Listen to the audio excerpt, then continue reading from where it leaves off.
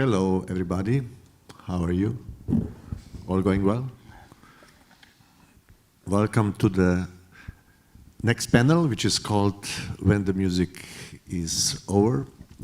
And I would like to thank the organizers and Login to invite me to moderate this panel, and I would like to take opportunity to congratulate them for a fantastic organization, and I think we are looking forward to seeing concerts tonight and tomorrow. Unfortunately, there were two guys who couldn't come, who were announced and who couldn't come due to COVID problems in their families, Florian and Joeckel from Germany and Etienne Ziller from France.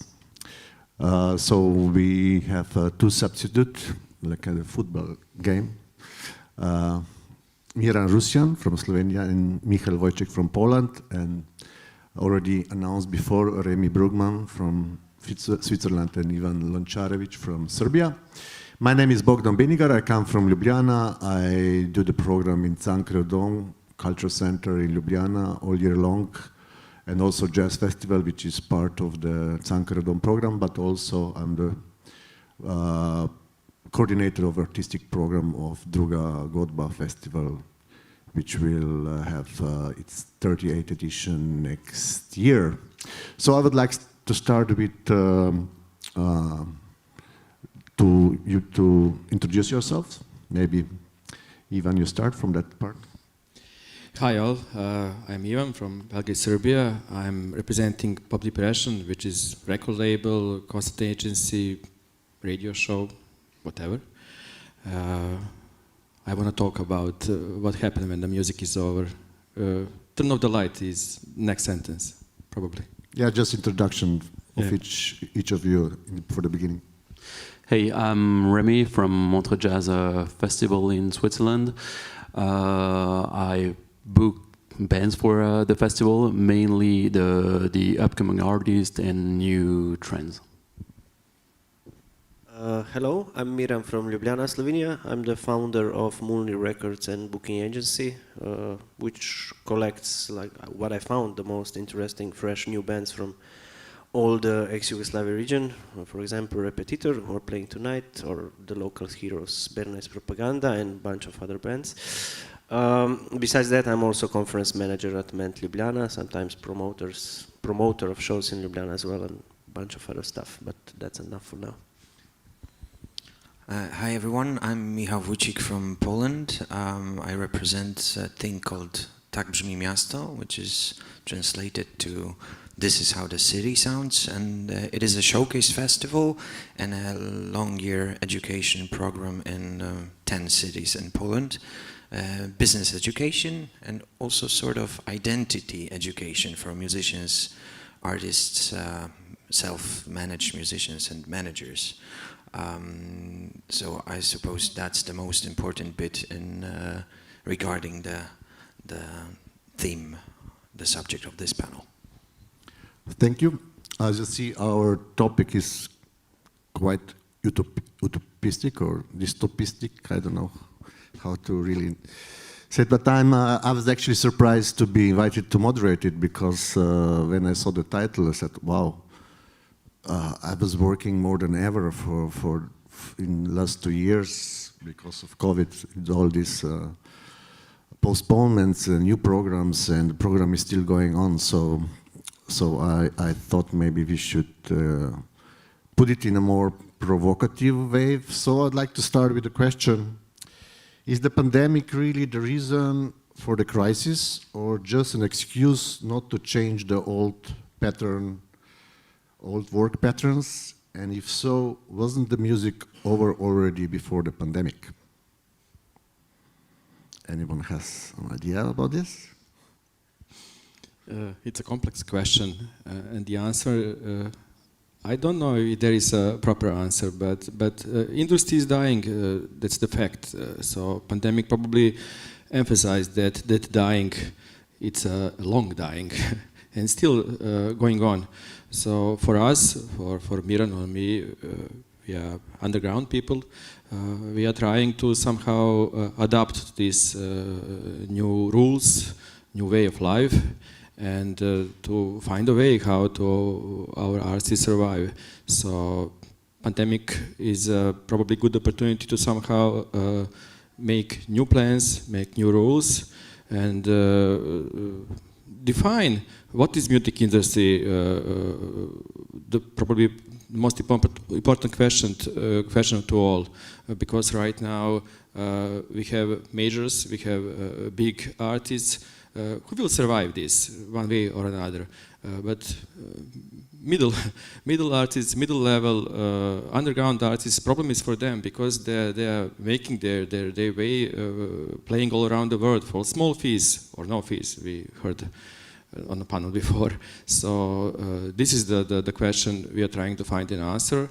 Right now, for us, for me, for Pop Depression, we are trying through our record label to make some impact, because there is no way to schedule anything proper in advance right now for this year, for next year, for the year after that, because nobody knows what will happen. So music streaming, money from streaming, the whole industry around streaming is the one way how to fight this period, how to help these artists who are trying to stay alive for a beginning.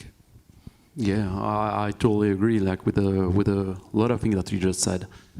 You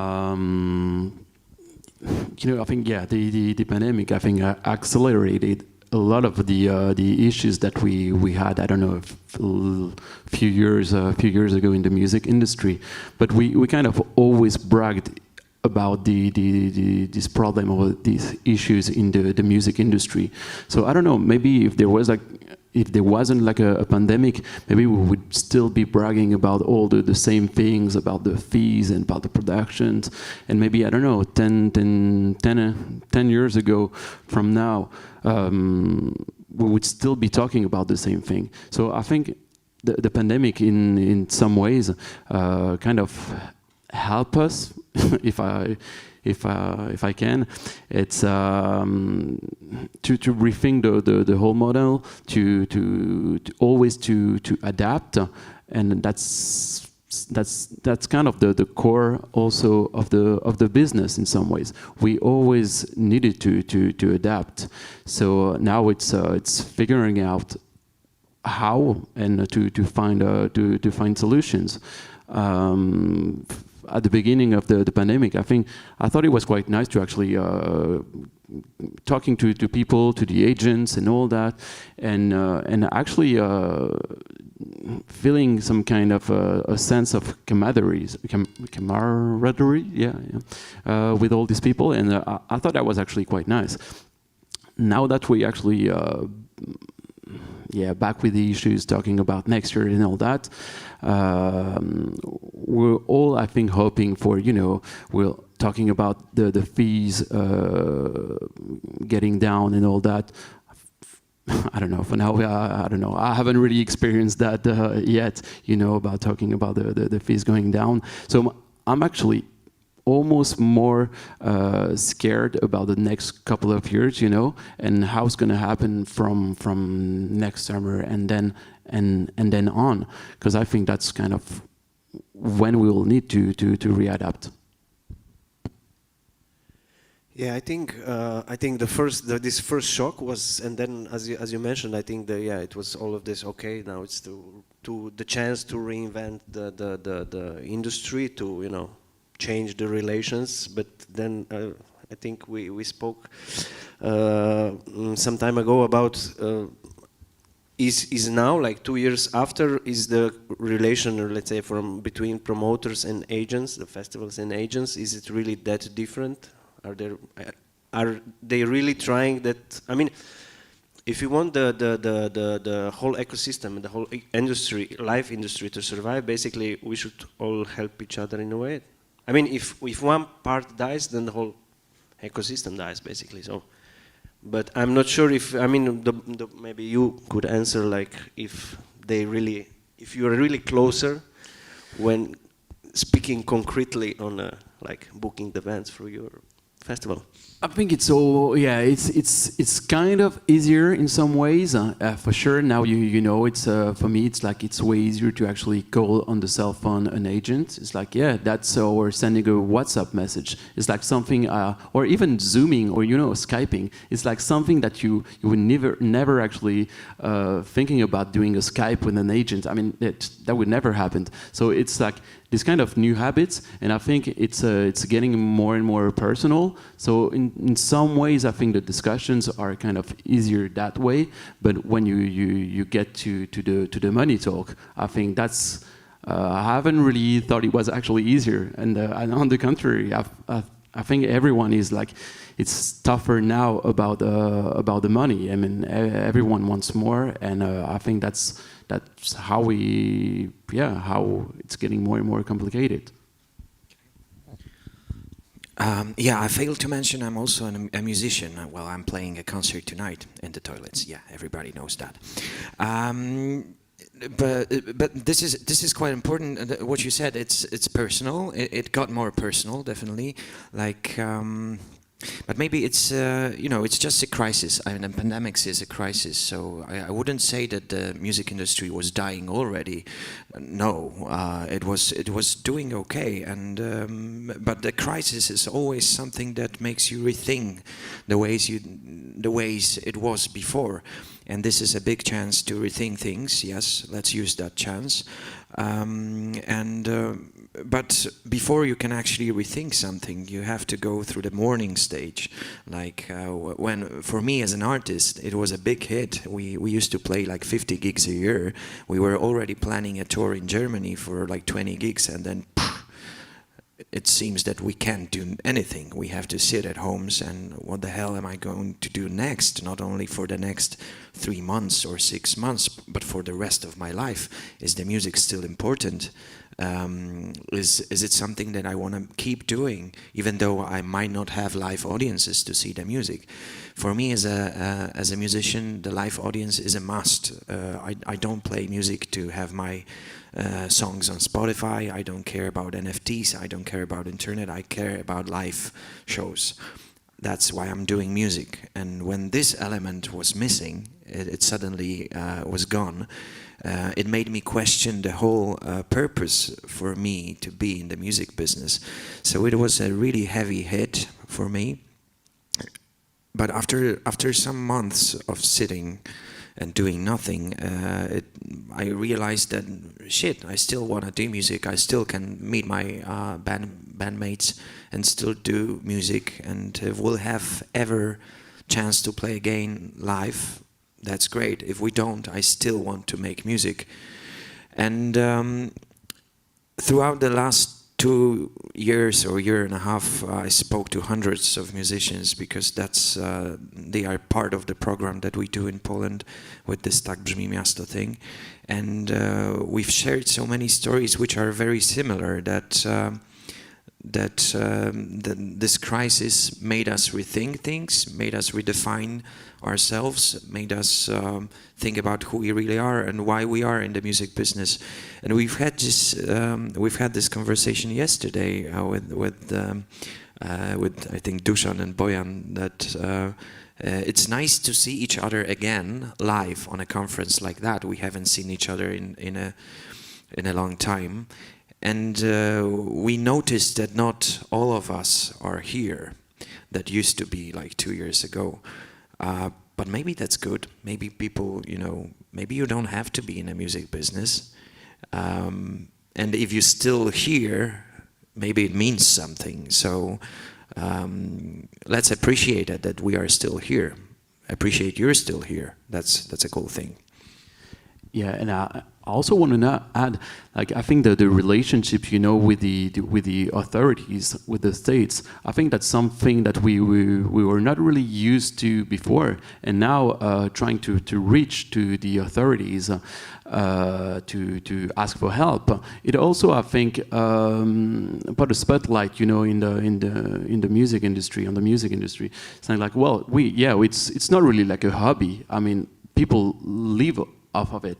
So I think that's quite important to show the people outside actually of the industry, showing it's not really like organizing a concert, a show. It's like it's something that you can do for a living. It's not really a hobby.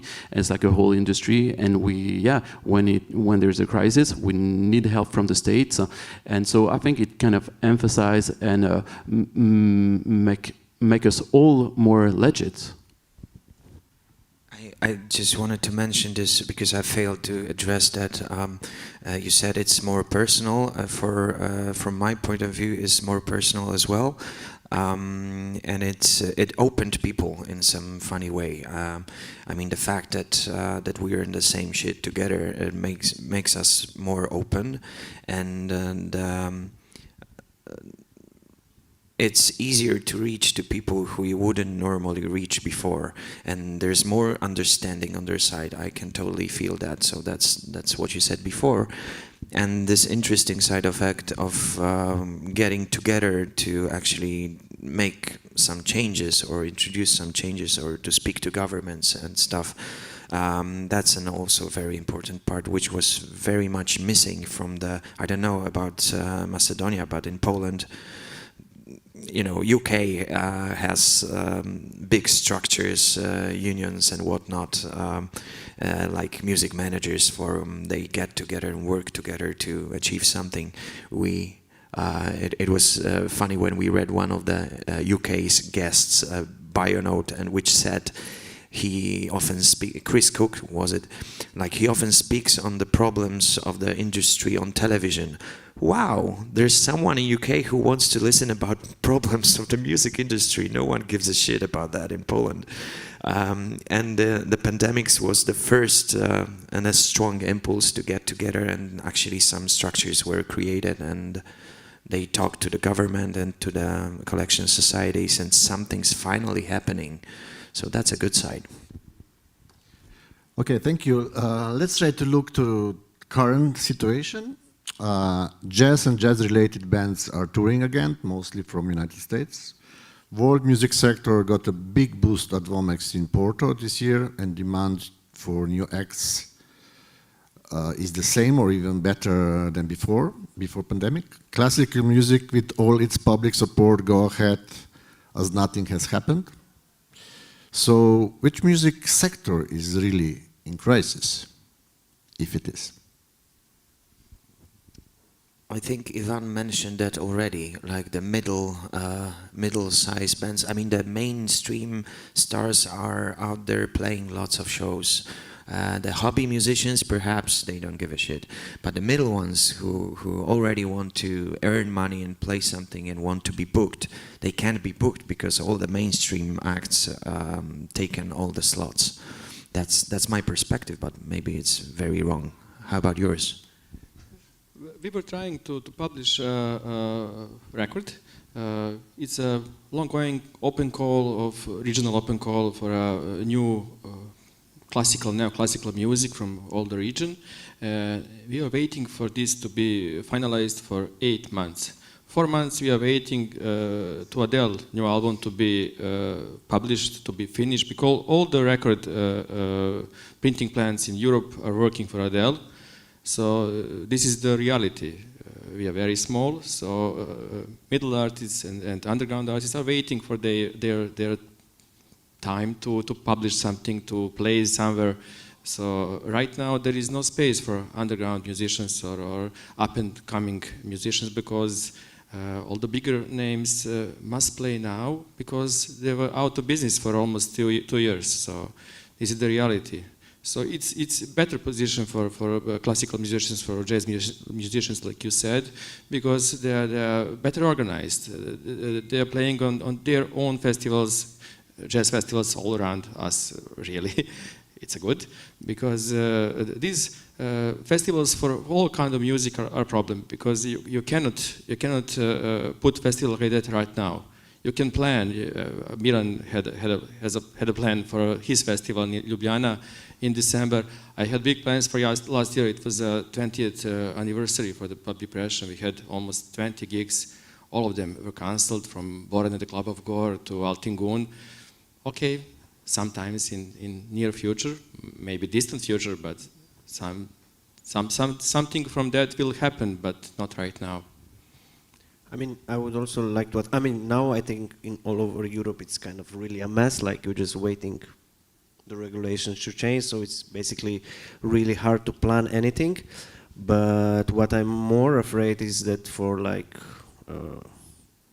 emerging artists, let's say, especially coming from the region like Slovenia, Macedonia, Eastern Europe, like it's not only a problem now, it will be a problem for at least 1 or 2 years. Even if we imagine that like COVID disappears today, I think at that time immediately like all these Anglo-American bands will try to tour Europe, play as much as possible. Of course, everybody would like to bring back the money to, you know, maybe even they have loans, whatever.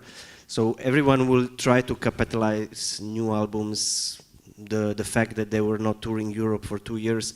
So basically, on the live market, I think like it will be really oversaturation of touring bands. And actually, for a small band coming from Macedonia or Slovenia, I'm afraid there will be no place in the venues in Germany, let's say, and I think there will be also no place for. I mean, not enough interest from the public, because it will be so many shows happening, and you know the audience will have to choose. So I'm really afraid that we are kind of fucked up for a year or two. So basically, I mean, since before I was really organizing like tours all over Europe for some of our bands. My idea is not even try to, let's say, do like these 2-3 weeks European tours anymore in the next coming years. I mean, I prefer like with our bands to focus, let's say, on the region. Maybe do some like small jumps in the neighboring country, or maybe I think maybe a smart idea is like to maybe go a little bit outside of the box, maybe go into the territories which are not so popular, so where the bands usually don't go. So maybe there is the opportunity, and there is a place for emerging artists. Yeah, I think the whole sector actually have been touched. Middle bands, small bands, even bigger bands, even engineers. I think we've been talking about that. I think yesterday a bit, but I think there's been a lot of sound engineers or light engineers that they're like, okay, fuck it, I don't really want to do that anymore. So I think a lot of venues then and a lot of bands are looking for engineers. So yeah, I think everyone is struggling in some ways. So I find it to have big bands playing big stadiums in some ways. I don't find it necessarily like bad, because I think it's also that kind of band that kind of hire a lot of people that working into the music industry ecosystems. So that's also give jobs to a lot of people. So I think that's kind of, yeah, I think that's also kind of good in some ways. But and then I think for the smaller ones, I think there's always a way to try and to make it your way, and to also always to find like the small solutions. And I think we kind of get going back to kind of a DIY in some ways, and that's also it's always been the natures in some ways of these bands of trying to make it work. I think there's always going to be room, but you need to find it, and I think that's the hardest part. And it's mentioned in the topic that some festivals and venues are overbooked for next years, 2-3 years maybe. How was the situation with the Montreux Jazz Festival? Are you booked already for next year? No. Open for booking. Yeah, I know. So I think it's, yeah, I don't know. I think it's really hard when there's like so many festivals postponing their whole program, and when there's like an agent asking you like, yeah, if you want, do you want to book that band for 2 years, like in a couple of years? Like the whole train is going, and it's hardly like if you don't kind of take it, it's going to be hard. But I think it's especially for the big names. I think when, I don't know, Bob Dylan if he's doing a tour like in 2024, yeah, I think why wouldn't you want to book it? I think we always kind of maintain to keep some rooms for emerging acts, and I don't think I'm never. Oh, I don't know. You never know. I never like to say never, but you don't want to book like a trending band 2 years in advance. I think you're always going to keep room for emerging acts, because yeah, you want to follow the trends and you want to book something that is relevant. And some of the bands that we've booked, I don't know, like a couple of years ago, yeah, no, maybe we're not going to rebook them because I don't think it makes sense. And you want to propose, like, you want to have like a fresh program that is relevant to today.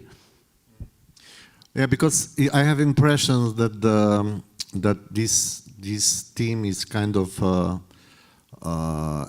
exaggerated in a way that nothing can be done for even the emerging artists. But maybe, Miran, as you try to get gigs, do you have a feeling that now there are some promoters are they're actually using the pandemic as an excuse not to trying to book emerging artists? The old tired bookers. No, I mean, like from my personal perspective, it was even before pandemic, it was quite hard to book like an European tour. It was really hard work. So I think now if it's like way harder, then it maybe doesn't make that much sense. I mean, then maybe it really makes more sense to invest that energy, time, and also like the, you know, how we call it, the artistic, the time of the artist into something else. Like maybe it just doesn't make that much sense. Of course, I mean, the festivals I think are a little bit different stories. They usually can, you know, cover the fly in, fly out. These things you can do, but like to do like a small tour, go into the van, especially in the times when you don't know which country will go into sort of lockdown. 3 shows are tough. The whole financial construction is collapsing. But anyway, I think each one will have to do find his own way. I think also one of the things is like this thing is going on already for 2 years almost. So I think also like some of the connections and networks you have all over Europe, they're maybe not working anymore. Like, so maybe some promoter is not active anymore. He quit. I mean, he changed profession. So basically, and so you basically have to find new people who will help you book a tour. And actually, I mean, this what I can see a positive thing is maybe. I mean, I already for quite some time, I think like in many venues, many promoters, it's kind of the how to say, they're getting older and older, and maybe this COVID thing is like opportunity to switch off generations. So the new younger generation come into the venues, start doing their own thing. So this can be, I think, opportunity for everyone. But it also means that we have to find all these new connections, which takes time. Yeah, and one thing I think one thing that makes it really hard, you know, as a festival booker, you always try to rely or to see the development of the artist. So you always look at what venues they do, so what kind of capacities, and when you don't really have that anymore for a couple of years, so you don't really have that shows. It's like so where should I? It's so hard now to see like what bands can fill in what kind of capacities. So that's a bit blurred right now, and I think that's quite tough. And it's also you also see the importance of live music and to go to clubs and all that. And without that, I think when you want to book an emerging act, and you're like, okay, wow, they play in a 1,000 capacity, they sell it out like in a few days. It kind of, when you want to book an act, I mean, it has some values, you know, about selling out a show. So, and you rely on these informations. So yeah, I don't know. Yeah, it's also tricky from the band's perspective. I mean, I feel really bad when I'm trying to book a show and they ask me, like, what were your last shows? Like, 2019, you know, like, well, but it's still something like I mentioned that in our conversation before that I'm sort of a person who is looking for solutions, not for the problems. So that's my problem. I rarely see a problem. I rather focus on my way through the things, and I suggest that helps a lot. Like, okay, we have some special situation with the booking and with live gigging and whatever. So let's find a way through it. Yeah, I think you mentioned that, but it's definitely a tricky part to book live gigs. Hańba, another band from Krakow, from Poland, which was supposed to play here tonight as well. One of their musicians is COVID positive, so they had to cancel the gig. And I'm not sure if I'm allowed to share that, but we talked about that, and they basically said that their existence. I mean, they exist because they want to play live shows. It's a very, I mean, they're very focused on live shows. They're a great live band. And there's no reason for them to do that if they can't play live shows. And I know that the band members found some way to survive through that thing, and they slowly coming back. They play some good festivals this year. They didn't play, or not gonna play, PIN Festival, PIN Conference, but you know, if you really care for the music and being in the industry, you'll find your way. And by the way, there's like I don't remember the exact number of the source of incomes for a musician, but it was like 150, was it? Or 50? It's definitely more than one live gigging. It's not the one. There's so many more source of incomes for musicians. So if you really want to be here and do the music, you'll find your way. Miran, you mentioned that some musicians were thinking about changing profession. But you ever talk with the band, the artists you represent, about changing their way of creativity, let's say, to adapt to the situation in a way that they maybe can play instead of small standing venues, also the sitting venues, cultural centers, and so on? Anybody was thinking about changing their art for that reason? Not really. I mean, the bands we are, the bands we are working on there, it's the alternative underground kind of bands, which are kind of what's the English word? They don't want to compromise too much their artistic expression, I would say. So basically, I mean, of course, yeah, during COVID times, it happened with some bands that they should have, I mean, just because regulation changed, so they had to have seated shows. And yeah, mostly the reaction was, yeah, that was it. It was a nice experience, but never again. So, I mean, and I don't know. I mean, at the moment, I think maybe we're already, hopefully we're already out of that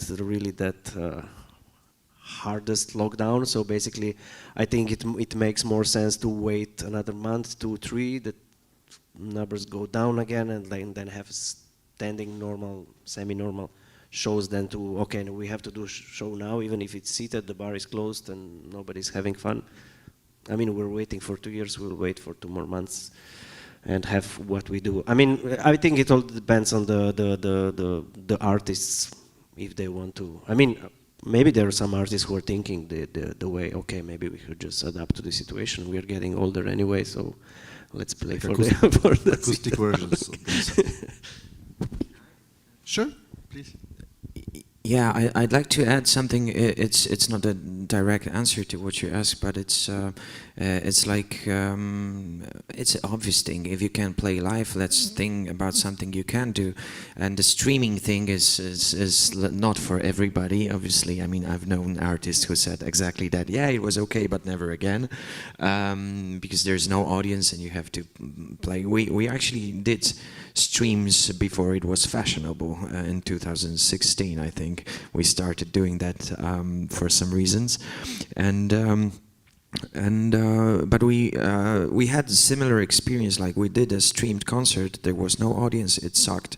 But then the last stream that we did was we added all sorts of special effects to it, like dancing audience and fires and fireworks and stuff like that. It was stupid, and it was great. We had such fun doing stupid things that we wouldn't normally do, but so it's sort of a formula for us. Now I can see it's working, and we actually earned money with this streamed concert, which is not obvious thing.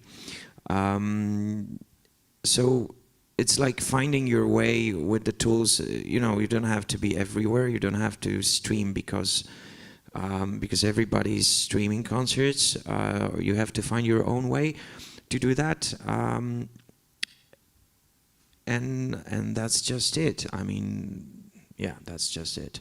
So you have sort of to adapt, but it's not like changing your creative.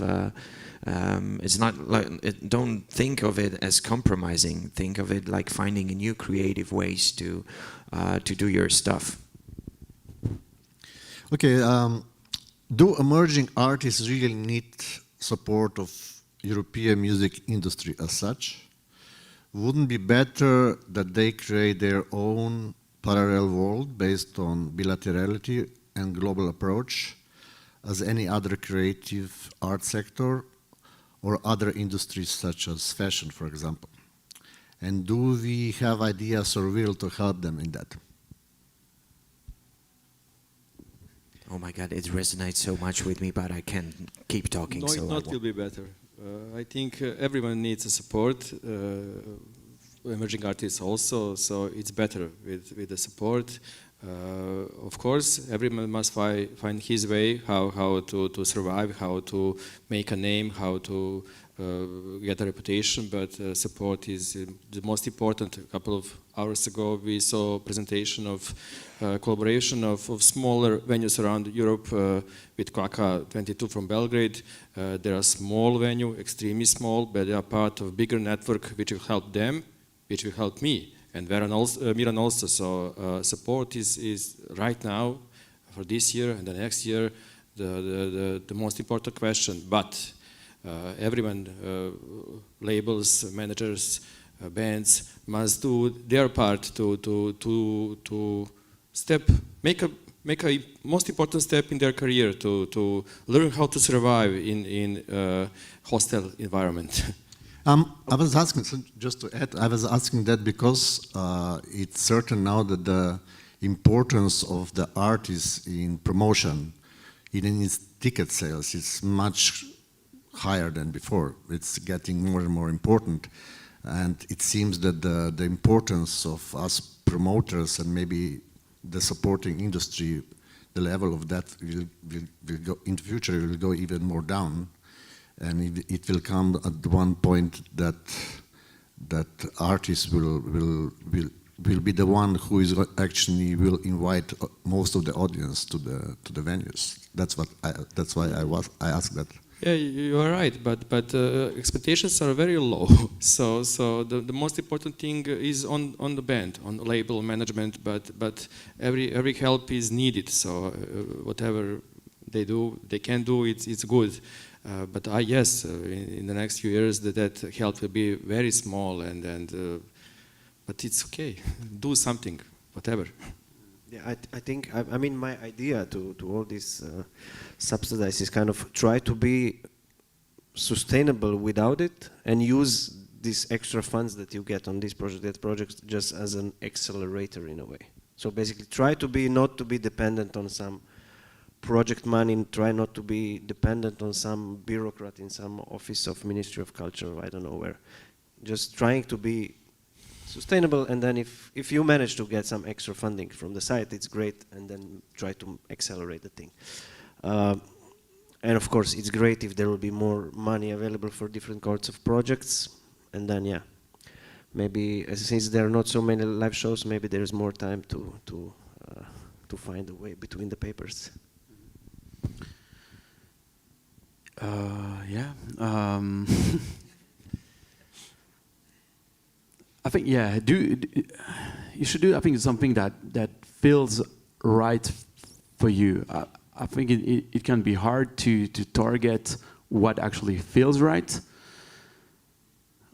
But if something feels wrong, don't do it. And I think it's always about trying to find other ways and not to rely too much on something. And I think, I don't know. I think for some bands, I don't know. It might be a bit frustrating because it's not really about music anymore. It's about doing pretty much everything. You kind of become. That's what you just said. Like it's about pretty much becoming like a marketing tool to get people into a venue. And I don't know. Festival venue also rely on bands to pass on the word, and that's I understand that must be really frustrating as a band not to focus only on music. It's getting so wide, and but yeah, about your question, I don't know about the funding, about all the touring circus. I mean, I think it's. When the time is right, I think, and if the time is right, I think you're gonna get to it, and if there is some helps, definitely take it. Yeah, I also ask that because it seems to me that all the business is very Eurocentristic, so everybody is looking to the power points in Western Europe. And everybody would like to be there, but the world is so big, and I think there is, as we live in a global world, that there is a lot of chances which were not used or taken. Yeah, I think that's very true, actually. And when we're talking about finding other ways to make stuff happen, that's exactly it. I mean, it's also trying to explore other territories. Now with the internet, you don't really know. There's like some bands blowing in some other countries or using TikTok or whatever, and trying to reach like a whole new audience. So it's also trying to find these ways and to find this new audience. I'm sure like if you actually find if you kind of develop an audience somewhere, it's going to develop like somewhere else. So it's always trying to pick up all these places that actually right and play to the right places.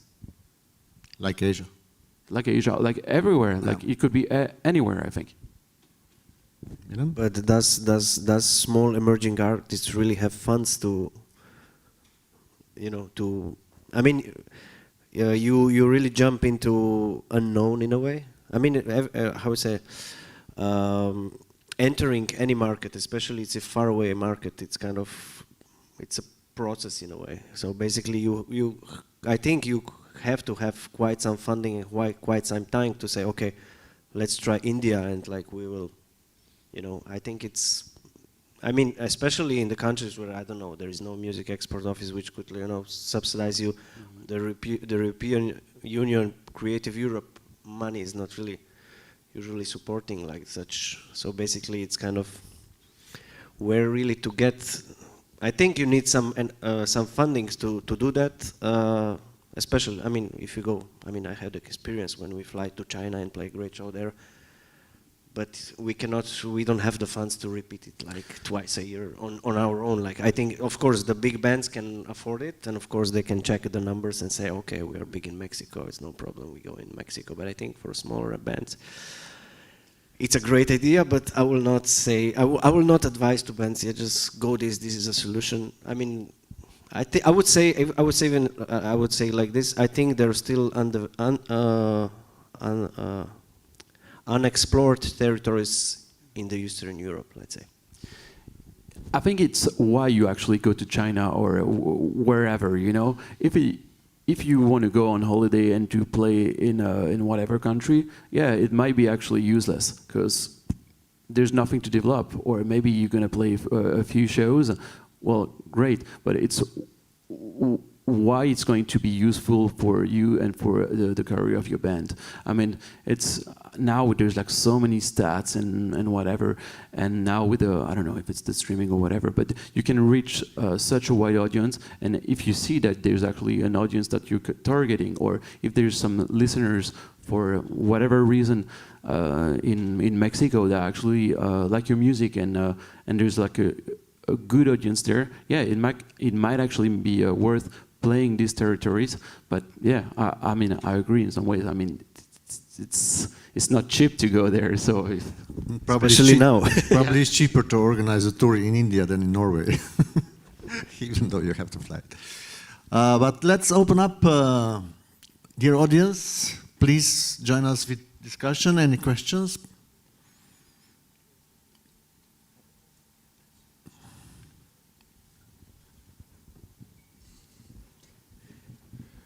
Hello. I think there's one thing. Sorry, can you just introduce yourself Yeah, first, please? my name is Jon. I'm going to stand up.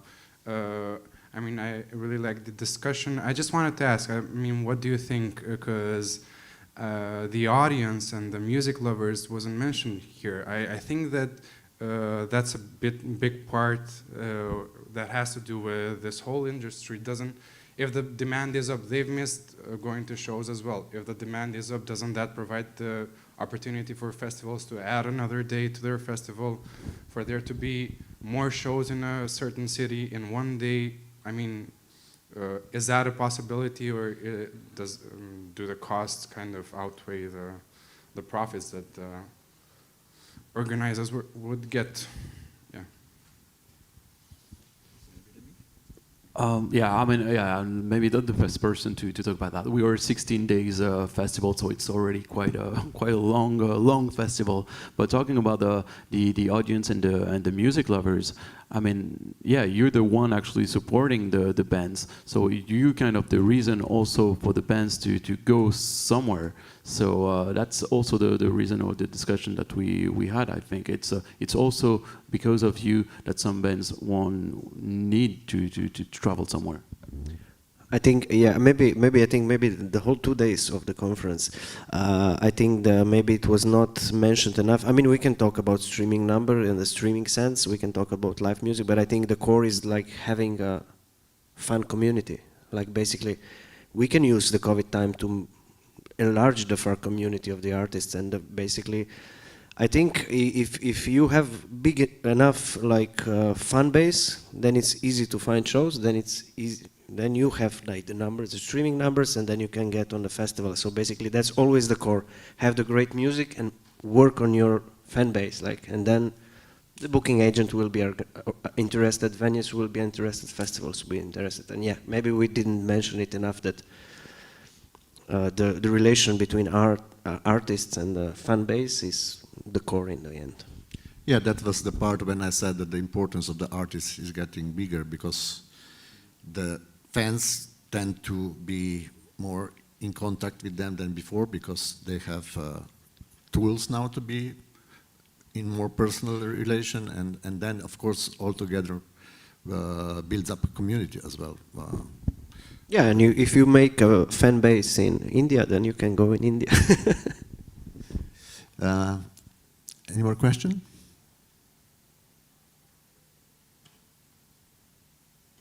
Come on, guys. Araceli, no? Okay, then we still have a few minutes. We can maybe talk about. I was actually thinking to raise up also the question of the success, because the success of showcase festivals in relation to development of emerging artists, because the showcase festivals are now going on for years. And as I look into it, I see that some bands are really the only chance they can play is to play at the showcase festivals and not making any tours from that. Is that true, or is just let's say, what's the percentage of success of the showcase festival? If in percentage, let's say, how many bands can really benefit for playing at showcase festivals? I don't know. I like showcases festivals. I saw like a lot of bands and a lot of emerging bands, and for me, it's never kind of one showcase festival where you're going to find like one band that you're going to book for next year. I kind of always, at first I thought it was kind of frustrating, you know, to see kind of all these showcases festival where you kind of sometimes see a lot of the bands playing different of these showcases festival. So you're like, come on, it's the same band that I see at every showcases festival. So that's a bit annoying, a bit frustrating. But on the other hand, I think I saw a lot of bands and some development about these bands playing sometimes really shit venues actually, and to see them actually going from one showcase festival to another, and to actually see how they develop. And I thought for me that was actually one of the most interesting thing about the showcases festivals.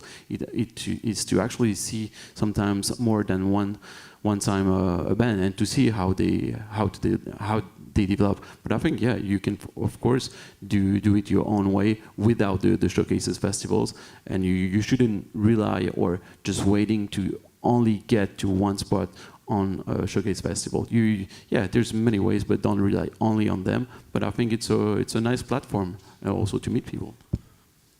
Sometimes the organizers are confusing showcase festivals and festivals.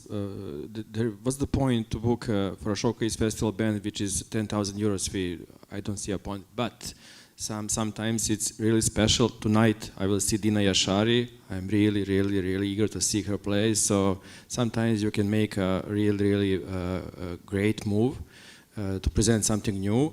Dina Yashari is not the only one you can see on this showcase, but orientation and some choices sometimes are difficult because you needed audience on your showcase festival, and you cannot get audience with completely unknown bands. So sometimes you make choice which is not great for a showcase festival, but it's good for you. So I can understand that. I'm not always happy with the lineups, but I'm not the one doing the showcase festival, so who cares?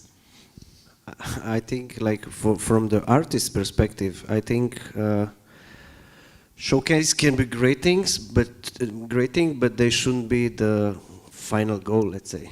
I mean, I think I'm reflecting my previous, like, your goal should still be like building a fan base, and while the showcase can, so basically you do shows, your stuff, and you use like showcase as a festival as kind of a shortcut, let's say, to some people. Like, so basically at showcase festival you can meet some directly, get some booking at some festival, get to know some journalists. So basically it's kind of a shortcut.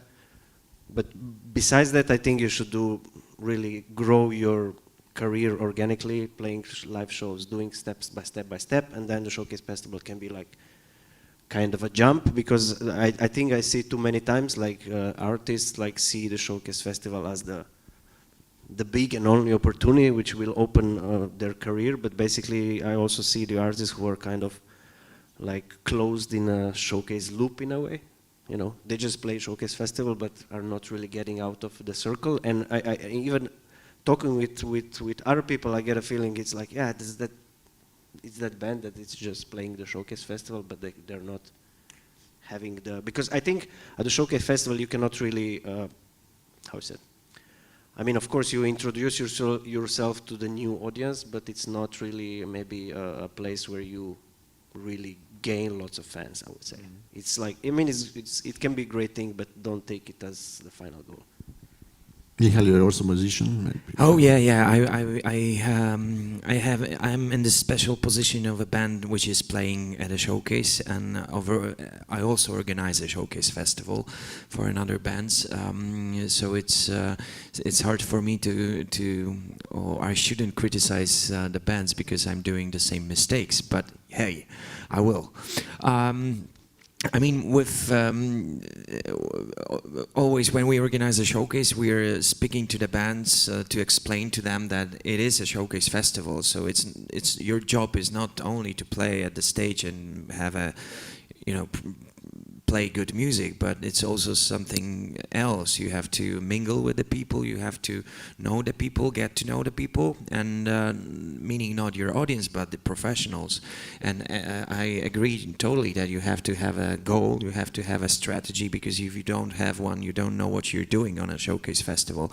It still may be fun, it is fun for me certainly, but don't expect any results to be there if you don't know what you're doing. So a strategy or a goal helps a lot.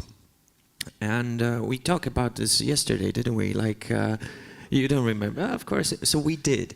Our showcase really helping the bands?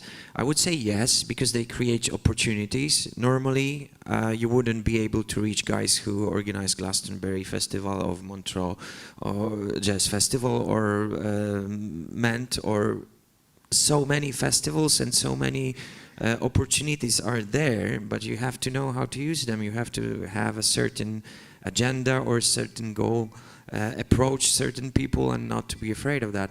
But coming back to the personal thing that you mentioned, Rémi, like that it's much easier to be personal now because of the COVID. It's a huge opportunity for bands, for ones that survived that strange situation and came to the showcase, not to play, but just to sit here in the audience and to talk to the people that they normally wouldn't be able to talk to, because suddenly we have a common problem. Both a band which is starting, actually, both the band which has played their first show and the big organizers of Glastonbury festivals, they have the same problem. We share the same experience, so it is something that we can relate to. Of course, you're not gonna book if you played one show, you're not gonna book a slot on Glastonbury Festival. Don't be stupid. But you can step by step reach certain people and certain festivals. And I don't know if for us, we didn't play that many showcase festival. We just played a few, and our strategy is very blurry, to say the least. So we're not a good example of that. But when you play a showcase festival, and when the organizer, like Login here or us in Poland, approaches you and says to you, you can reach this and that professional, and you don't do that, it's just not going to work. And we've had so many bands, so many great artists do exactly this thing. Like, we're telling them, go to this person because I know they like the music you play and they're gonna like you and they're gonna book you. And they didn't do that because I'm an artist, so fuck it. I've had a story of a band. I met some of the organizers that went to our showcase festivals, and I asked them, so how did you like it last year? Did you remember any band? Oh yes, I really liked this and that band, and I approached them and they didn't reply my emails. What the fuck? I mean, this is, there's only as much as we can do as showcase organizers.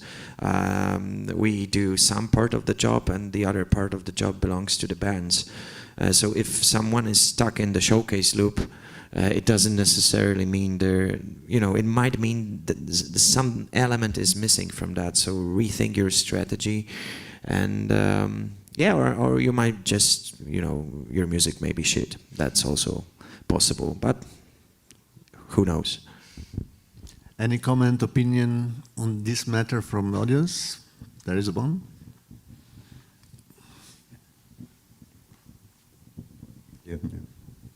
Thank you. I'm starting to see that there are many new showcases, festivals, and sometimes I feel it is like a cheap way of doing a festival. I want to know your opinion. And another question I have is, when you are a programmer and you see the band playing in several showcases, you know they are not earning money, doesn't it tell you how am I going to pay them the full fee they request if they are here playing for free, or even they spend a lot of money going to this showcase festival, and I am going to pay them now 4,000 euros they are requesting after being here playing for free. This is any kind of problem for you? We pay our bands. We pay the showcase bands. That's one thing. And the other thing is very simple. If you have, as a band, you have a strategy, you know where there's times when you have to invest, and there's time, well, when you reap and you sow and you reap. So when there's time for you to invest, you don't expect anyone to pay you 4,000 euros for a show. And where it's time for you to reap the harvest, you don't play showcase festivals. For us, we are doing 100% effort to get the music industry to sit in the audience, and we really want to create the best possible environment for a band to play, to make them feel comfortable. So we pay them, and we try to. I mean, the production-wise, we really want for it to be working. So yes, but we're not paying them 4,000 euros. It's just probably some like basic costs, and we're aware of that. But we want to raise the fees as well. I mean, the fees. Yeah, I mean the payment. Let's close with this sentence. We should pay artists. Because our time is over. I would like to thank, maybe last... No, this question was for the showcase organizers, not for us. Yeah. But it's a good question. Yeah, Not of for course, us. absolutely. So thank you all to participate in panel, and thanks audience to listen to us. Thank you, and see you tonight.